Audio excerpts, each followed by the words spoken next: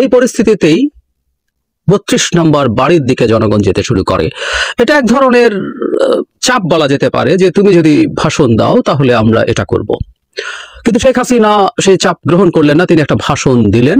ভাষণটা আমাদের সামনে চলে এসছে এবং আমি বলেছি আমাদের দেশের মিডিয়া এটাকে পাবলিশ না করলে, তিনি কথা না বললেও আমি মনে করি এটা আসলে শোনা দরকার, বোঝা দরকার এবং শোনা দরকার, হুইচ ইজ ভেরি ইম্পর্টেন্ট। কারণ আমি ওনার এই ভাষণটা 5 আগস্টের পর যত জায়গায় যেভাবে কথা বলেছেন, কারোর সাথে পার্সোনাল কনভারসেশন যেটা পরিকল্পনা করে ফাঁস করা হয়েছে সেগুলো হোক, বা কোথাও কোনো ভাষণ দিক, কোনো সভায় কথা বলুন, প্রত্যেকটা মন দিয়ে শোনার চেষ্টা করেছি। কারণ বহুবার বলেছি, আপনারা নিশ্চয়ই জানেন যে একটা মানুষের সবচেয়ে ভালো কমিউনিকেশন পাওয়া যায় তাকে দেখলে কথা বলার সময়, কিন্তু আমরা সেটা যেতে পারছি না। অন্তত তার বক্তব্য শোনা, তার তিনি কিভাবে কথা বলছেন, তার স্ট্রেস, তার ইন্টোনেশন, এটাকে ইনফ্লেকশন অফ ভয়েস বলে, আমি শুনেছি এবং আমি একটা খুব স্পষ্ট ভিন্নতা দেখতে পেয়েছি। আমি এই জায়গাটায় আসবো। আমি আবারও বলছি, 5 আগস্টের পরও তার অন্যান্য ভাষণ যেমন ছিল সেই তুলনায় এর মধ্যে একটা স্পষ্ট ভিন্নতা আছে। শেষ অংশে সেটা বলবো। কি বললেন আসলে আমরা প্রেডিক্ট করতে পারি উনি কি বলবেন।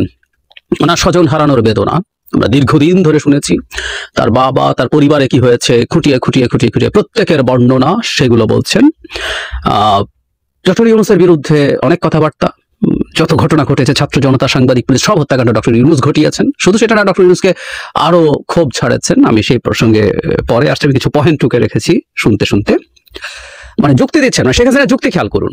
মানে নারীদের ফুটবল বন্ধ প্রসঙ্গে ওনার যুক্তি হচ্ছে, প্রথম ইসলাম গ্রহণ করেছেন একজন নারী, উনি খাদিজার কথা বলছিলেন। মানে এটা হলো যুক্তি, উনি মনে করেন, এই হচ্ছে তার লেভেল। পাল্টা মন্তব্য করার কিছু নেই। শিক্ষকরা বিভিন্ন জায়গায় অপমানিত হয়েছে, স্টুডেন্টরা শিক্ষকদেরকে ধরে পদত্যাগ করিয়েছে, তাদেরকে স্কুল থেকে বের করে দিয়েছে। কোনো ক্ষেত্রে বা কিছু ক্ষেত্রে এটা ঘটেছে, বিশেষ করে শেখ হাসিনার পতনের পর। উচিত হয় নাই। এবং আবার শিক্ষক কি নিয়ে প্রশ্ন আসে, মানে শেখ হাসিনার সময় বহু আওয়ামী ডাকাত শিক্ষক হিসেবে বসে গিয়েছিল, তারপরও যেভাবে তাদেরকে পদ থেকে সরানো হয়েছে এটা অসুন্দর হয়েছে, এটা অন্যায় হয়েছে। কিন্তু এখানে খুব ফানি একটা ঘটনা, মানে একটা মানুষ কত নীচ উনি যুক্তি দিচ্ছেন, প্রধানমন্ত্রী হওয়ার পরও আমার ইউনিভার্সিটির শিক্ষকদের, স্কুলের শিক্ষকদের সম্মান করতাম, পা ধরে সালাম করতাম। মানে তার মাইন্ডসেট হচ্ছে উনি এটা করুণা করছেন। উনি প্রধানমন্ত্রী হওয়ার পরও, মানে প্রধানমন্ত্রী হওয়ার পর আপনার স্কুলের টিচারদেরকে আপনাকে ভুলে যেতে হবে, ওদেরকে আর পাত্তা টাত্তা দিতে হবে না। কিন্তু উনি এতই মহান যে উনি এরপরও পা ধরে সালাম করেছেন। মানে একটা মানুষ এটাকে যুক্তি মনে করছেন, এটাকে অন্য বিষয়টাকে তাচ্ছিল্য করার জন্য ব্যবহার করছেন। খেয়াল করি, উনি দেশকে জাতির পিতা বঙ্গবন্ধুর স্বপ্নের মতো করে গড়ে তুলতে চেয়েছেন। সত্য কথা মাঝে মাঝে এভাবে বেরিয়ে যায়। তার পিতার, উনি জাতির পিতার, উনি তার পিতার শেষ মুহূর্তের স্বপ্ন ছিল বাংলাদেশকে একটা একদলীয় রাষ্ট্রে পরিণত করে উনি তার এটাকে বাদশাহীতে, রাজত্বে পরিণত করা। হি ডিড ইট, উনিও তাই করেছেন। তবে একটা ডিফারেন্স আছে, শেখ মুজিবের চাইতে শেখ হাসিনা অনেক বেশি বাজে, নোংরা। কারণ শেখ মুজিব যা করেছেন প্রকাশ্যভাবে, সৎভাবে করেছেন। উনি কনস্টিটিউশনে 4th অ্যামেন্ডমেন্ট করে এটাকে একদলীয় রাষ্ট্রে পরিণত করেছেন। শেখ হাসিনা কার্যত তাই করেছেন, কিন্তু প্রতারণামূলকভাবে, গণতন্ত্রের মুখোশ রেখে। এটা আরো বিভৎস, আরো জঘন্য। ক্রমাগত এলডিসি গ্রাজুয়েশনের কথা বলেন। আমি আগের ভিডিওতে বলেছি তার বাপ নাকি এলডিসি বানিয়েছেন বাংলাদেশকে। বাংলাদেশ মানে এলডিসি নিচে কি ছিল, সেখান থেকে এলডিসিতে উত্তরণ হয়েছে। আমি বলেছি বাংলাদেশ একদিনও এলডিসি থাকার কথা না, এবং দফায় এলডিসি গ্রাজুয়েশনের কথা বলছে। এবং আমরা এটা জানবো, বাংলাদেশের এত এই যে সকল উন্নয়নের বয়ানের জন্য ঢাকঢোল পিটিয়ে এটা করা হয়েছিল, পারলে এটা আরো স্লো করা দরকার ছিল। নেপাল এটা পিছিয়ে দিতে বলেছে, আমরা অনেকে দেখেছি নিশ্চয়ই। কারণ এটা গেলেই আমাদের অনেক ট্যারিফ সুবিধা চলে যায়। 26 সাল হচ্ছে আমাদের গ্রাজুয়েশন, আরো 3 বছর মানে 29 পর্যন্ত আমাদের যাবতীয় সমস্যা মূলত শুরু হবে 29-এর পর। কারণ 26 এলডিসি গ্রাজুয়েশন হলেও যে এলডিসি হিসাবে আমরা যেসব সুবিধা পেতাম বিভিন্ন ক্ষেত্রে, সেগুলো 29 পর্যন্ত বলবৎ থাকবে। এরপর এটা আসলে চলে যখন যাবে, আমরা বড় বিপদে পড়তে যাচ্ছি। কপিরাইট, ট্যারিফ সুবিধা সব উঠে যাবে। আমরা যদি আমাদেরকে এর মধ্যে যোগ্য করে তুলতে না পারি, আমরা ভয়াবহ বিপদে পড়বো। ক্রমাগত যে কাজটা করছেন এটা সিন্ডিকেট। আমরা এই ব্যাপারে সতর্ক থাকবো। আওয়ামী লীগের হয়ে যারাই কথা বলছেন একই কথা, মানে ভার্বাটিম, আগের বারও যা বলেছে এবারও তা। পুলিশকে নিয়ে এটা করা হয়েছে, ওটা করা হয়েছে, প্রেগনেন্ট পুলিশকে এই করেছে, সেই করেছে, মিথ্যাচার। এটা ক্রমাগত হচ্ছে, এটা ক্রমাগত হবে। মানে পুলিশকে ডিমোরালাইজ যত করে রাখা যায়, আমাদের স্টেট, আমাদের সরকার ততই ঠিকঠাক মতো ফাংশন করতে পারবে না। সো এটা একেবারে পরিকল্পিতভাবে হচ্ছে, ভবিষ্যতে আরো হবে, আমরা নিশ্চিত থাকতে পারি। এবং এই পুলিশের বিচার হচ্ছে না কেন, এই কথা বলেও উনি দারুণ ন্যায় বিচার খেলা দেখানোর চেষ্টা করছেন। মাঝে মাঝে বলেন, এবং সবচেয়ে এটা বলার পর আসলে হাসি চলে এসছে, আপনারা শুনবেন। আমি প্রত্যেককে বলছি, আমার কি অপরাধ, আমার অপরাধটা কি, আমি সেটা জানতে চাই। মানে উনি ওনার অপরাধটা কি সেটা জানতে চান। মানে একটা মানুষ এরকম প্রশ্ন করতে পারেন তিনি মনে করছেন, সেটা ইন্টারেস্টিং। মানে এটা উনি যদি ট্রুলি ফিল না করেন বা ফিল করেও যদি থাকেন, এটা বলা যায়। Very interesting. কিছু বলতে চাই না আর এই প্রসঙ্গে।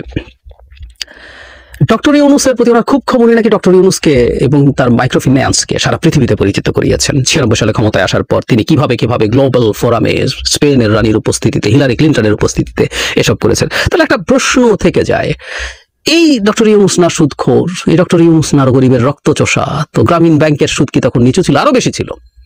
তো সেই সুদখোরকে উনি প্রমোট করছেন। তো সুদখোরের প্রমোটার শেখ হাসিনা, তো তার যদি ডক্টর ইউনূস বিরাট খারাপ লোক হয়ে থাকে, শেখ হাসিনা তো তার 10 গুণ 100 গুণ 1000 গুণ বেশি খারাপ। উনি তাকে প্রমোট করেছেন গ্লোবালি, এবং খেপতে খেপতে একটা পর্যায়ে ডক্টর ইউনূসকে বেঈমান, মুনাফেক ইত্যাদি ইত্যাদি বলেছেন। তবে একটা ব্লান্ডার ডক্টর ইউনূস করেছেন, সেটা শেখ হাসিনাও ব্যবহার করছেন, এটা ভারতীয় মিডিয়া প্রচুর ব্যবহার করছে, যে meticulously planned movement, master mind আছে। ফলে আমাদের এই যে স্পন্টেনিয়াস সারপ্রাইজিং, এটা উনি আবার একটু যোগ করছেন। ডক্টর ইউনূস তো বলেন না আমার মেটিকুলাস প্ল্যান, শেখ হাসিনার মতো মিথ্যুক সেই কথাটাও ঠিকভাবে বলবেন না আমরা জানি। উনি বলেছেন যে ডক্টর ইউনূস বলেছেন এটা তার মেটিকুলাসলি প্ল্যান দিয়ে ইত্যাদি ইত্যাদি। যাই হোক, এটা হচ্ছে ব্লান্ডার। এটা কিভাবে আমরা রিকভার করবো জানি না। ডক্টর নিজে চেষ্টা করেছেন। দাভোসে উনি ঠিক আমরা যা বলি, এটা একটা স্পন্টেনিয়াস সারপ্রাইজিং, যার কোনো রকম কোনো লিডার ছিল না, তিনি সেটা বলেছেন। সম্পদের কথা, সন্তানদের পড়াশোনা করিয়েছেন, কোনো সম্পদ রেখে যেতে পারবেন না। মানে তারা কত বিলিয়ন ডলার চুরি করেছেন, ডাকাতি করেছেন আমরা জানি। কিন্তু দেশের মধ্যে এই বাগান বাড়ি, বিরাট বিলাসবহুল পূর্বাচলের প্লট সব তো বেরোচ্ছে এখন, অথচ কারো জন্য কিছু রেখে যান, লেখাপড়া করে করবে। 32 নম্বরের বাড়ি তিনি আর তার বোন জনগণের জন্য ট্রাস্ট করে দিয়ে দিয়েছেন। এবং কি ধরনের অডিয়েন্সের সাথে উনি কথা বলেন, বা অডিয়েন্স প্রতি একটা পারসেপশন উনি আগেও ব্যবহার করেছেন, এটা আবারও ব্যবহার করছেন।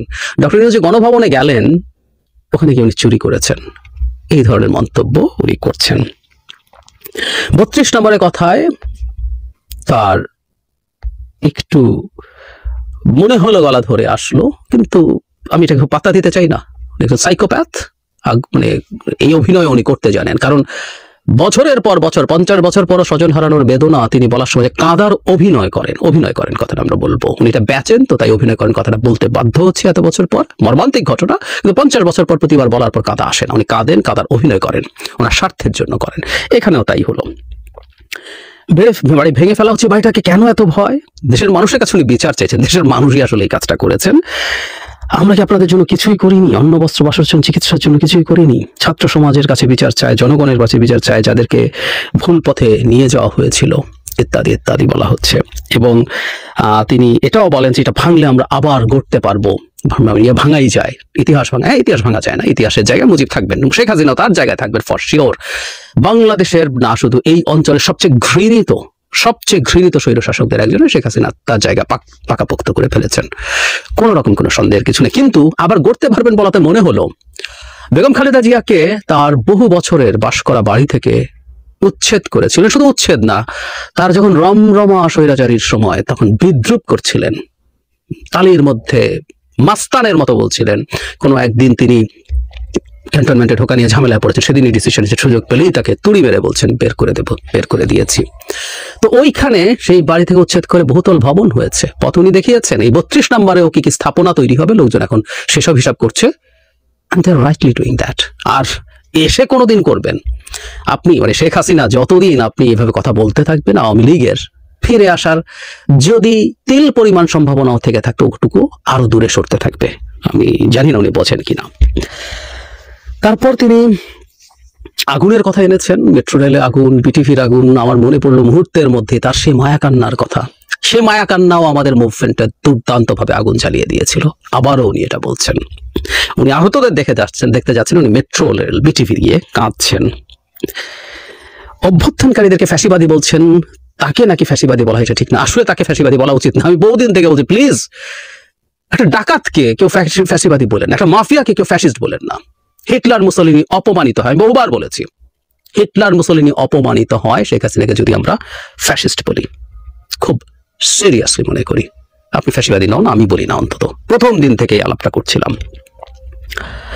ডক্টর ইউনূসের ক্ষমতা দখল অবৈধ, উনি অবৈধভাবে ক্ষমতায় আছেন। আমি একটা কথা বলতে চাই, আমাদের দেশের বহু মানুষ এখনো বসে বসে এই কথা বলেন, যাদের একটা ভিন্ন কিছুর পরিকল্পনা ছিল এবং এখনো আছে। এগুলো আমরা বলে না শেখ হাসিনা এবং ভারতের হাতে অস্ত্র তুলে দিই, আমরা কেয়ারফুল থাকি। শেষ কয়েকটা কথা একটু বলতে চাই, সেটা হলো তিনি দেশের মানুষকে অন্যায় প্রতিবাদ করতে বলছেন, তিনি বাংলাদেশের মানুষের সাথে আছেন। মানে শেখ হাসিনা যদি আমাদের পাশে থাকে, আমরা কিন্তু আবার গেছি, আমরা অনুরোধ করব দয়া করে আপনি আমাদের পাশে আর থাকেন না। অনেক দিন ছিলেন গায়ের জোরে, সেই দেশ শেষ হয়ে গেছে। তার দুটো কথা আমি গ্রহণ করি, এবং উনি যে অর্থে বলেননি, আমরা পাল্টা অর্থে বলি। উনি বললেন শেষের দিকে, সে কনক্লুডিং রিমার্কসে, আসুন মুক্তিযুদ্ধের চেতনায় দেশ করে তুলি। মুক্তিযুদ্ধের চেতনা যে শব্দ যুগল আছে, এটাকে ডেরোগেটরি করে একটা ফালতু শব্দে পরিণত করেছেন মানুষ, নানা রকম ভাবে বলেন। কিন্তু আমাদের যে মুক্তিযুদ্ধের সাম্য, মানবিক মর্যাদা এবং সামাজিক ন্যায় বিচারের ভিত্তিতে একটা দেশ গড়ে তোলার চেতনা ছিল, সেই চেতনা মতো আমরা দেশ করব। এবং শেখ হাসিনা এটার পথে বিরাট বাধা ছিলেন, একমাত্র বাধা সে সংসদ বিরোধী ছিলেন, ওটা আমরা দূর করেছি। আমরা বিতর্ক করব, ঝগড়াঝাটি করব, একটু মারামারিও কখনো করে ফেলতে পারি, কিন্তু ওই প্রধান বাধাটা যেহেতু গেছে, সত্যিকার অর্থে মুক্তিযুদ্ধের চেতনায় দেশ গড়ে তুলবো। আর তার মানুষ, তার সরকারটা, তার রেজিমটা শতভাগ ঠিক উল্টো, মুক্তিযুদ্ধের চেতনার উল্টো ছিল, যদিও তারা সেটা বেচতো কিছু মানুষকে দিয়ে। এবং আরেকটা কথা বলছেন, বাংলাদেশ আবার ফিরে আসবে, এবং এই বাক্যটা বলছেন, শহীদের রক্ত বৃথা যেতে পারে না। উনি মুক্তিযুদ্ধের শহীদের কথা বলছেন। আমিও মনে করি শহীদের রক্ত বৃথা যেতে পারে না। শেখ হাসিনা যাদেরকে হত্যা করেছেন, শহীদ করেছেন, তাদের রক্ত বৃথা যেতে পারে না। এই বাংলাদেশ, শেখ পরিবার অন্তত, আওয়ামী লীগ কবে কোথায় কিভাবে থাকবে, কতটুকু হয়ে থাকবে, সেটা সময় বলবে। কিন্তু এই শেখ পরিবারের এই দানবগুলোর, এই বিভৎস অসভ্যগুলো বাংলাদেশের স্বাধীন বাংলাদেশের, গণতান্ত্রিক বাংলাদেশে থাকবে না। শহীদের রক্ত বৃথা যেতে পারে না, বৃথা যেতে আমরা দেব না। আসলে একটা বিষয় একটু মিস হয়ে গিয়েছিল, তাই একটু যোগ করে দেওয়া দরকার বলে মনে করছি। সেটা হলো শেখ হাসিনা তার এই বক্তৃতায় যে জিনিসটা আসলে সবচেয়ে উল্লেখযোগ্য আমার কাছে মনে হয়েছে, তার এই কথাগুলো, বক্তব্যগুলো মোটামুটি একই, এগুলো উনি প্রায় বলেন, কিন্তু ওনার বড় ঢং খুবই খুবই ফাম্বল করছিলেন। তার কথার মধ্যে কোনো কনফিডেন্স খুঁজে পাওয়া যায় না, আপনারা একটু শুনে দেখবেন, কোনো কনফিডেন্স ছিল না। এবং বহু ক্ষেত্রেই তিনি শব্দ হাতড়ে বেড়াচ্ছেন, মনে হলো তিনি তোতলাচ্ছেন এবং কনফিডেন্ট না। মানে এটা হলো সবচেয়ে গুরুত্বপূর্ণ ব্যাপার। আমার কাছে মনে হয় শেখ হাসিনা যে ভেতরে ভেতরে একেবারে ক্র্যাশড হয়ে গেছেন, ধ্বংস হয়ে গেছেন, সেটার একটা খুব চমৎকার বহিঃপ্রকাশ হতে পারে তার এই ভাষণটা। এবং যখন তার দলের পান্ডাদেরকে উজ্জীবিত করার প্রয়োজন, তখন এই ধরনের ভয়েস নিয়ে কথা বলা নিয়ে আসলে টেকনিক্যাল সমস্যা আছে বলে আমি মনে করি। তাদের দলের এবং তার এই ব্যাপারগুলো ভাবা দরকার। তাকে কেউ বুদ্ধি দেওয়ার মতো সাহস কারো আছে কিনা জানি না। তিনি তার যথেষ্ট কনফিডেন্স এবং সাহস রিগেইন করার আগে কথা না বলা ভালো। আর আমি নিশ্চিত যদি তার চেহারা দেখা যেত, এরা এই কারণে এখন চেহারা দেখান না বলে আমি বিশ্বাস করি, তার মধ্যে দেখা যাবে যে তাদের বিধ্বস্ত তারা পুরোপুরি হয়ে আছে। সুতরাং মুখে যাই বলো, এই করবো সেই করবো, আমরা আবার ফিরে আসবো, তারা আসলে বুঝে গেছেন খুব লম্বা সময়ের জন্য তারা, খুব লম্বা, এই লম্বা কতটা হবে আসলে ডিপেন্ড করবে আমরা কিভাবে আমাদের দেশটা চালাই। আমরা যদি মোটা দাগে, অনেক ভালো হওয়া দরকার নেই, মোটা দাগে দেশে সুশাসন নিশ্চিত করতে পারি, গণতন্ত্র নিশ্চিত করতে পারি, অ্যাটলিস্ট নির্বাচনটা ম্যানিপুলেট না করি। শেখ হাসিনা বহু দশক, শেখ হাসিনা, আওয়ামী লীগ, তার পরিবারের সদস্যরা বহু বছর এই দেশের ক্ষমতার আশপাশেও আসতে পারবে না। কিন্তু যেভাবে তারা করছেন, তারা এটা করে তাদের দলকে মোটিভেট করে কিছু ঝামেলা করানোর যে চেষ্টা, আসলে এখন যাবতীয় চেষ্টা হচ্ছে মূল তাদেরকে মাঠে নামানো, কিছু কেওস তৈরি করা, কিছুতে কেওস তৈরি করে নিজের কিছু গুরুত্ব ভারতের কাছে দেখানো, এবং কিছু কেওস তৈরি করে ইন্টারন্যাশনালি কিছু মনোযোগ পাওয়ার চেষ্টা করা, সরকারকে ঠিকমতো ফাংশন করতে না দেয়া। এইগুলোই তার এক ধরনের অক্ষমের প্রতিশোধ বলি না আমরা, অক্ষমের প্রতিশোধের চেষ্টা, সেটুকু, এর বেশি কিছু না। কিন্তু এরকম কনফিডেন্সলেস, তোতলাতে কথা বলা, শব্দ হাতলে বেড়ানো, আর কি কি করেছেন ম্যানিফেস্টোর মতো বিরাট সব লম্বা লম্বা কথা, ওই করেছি সেই করেছি, মানে ভাবটা এরকম উনি নির্বাচন করতে যাচ্ছেন। যাই হোক, এসব করে আসলে কিচ্ছু হবে না। আর উনি ব্লান্ডার করবেন সেদিন যেদিন উনি ওনার চেহারা দেখাবেন। এই কারণেই আমি মনে করি এইটুকু হয়তো উনি বোঝেন, তাই উনি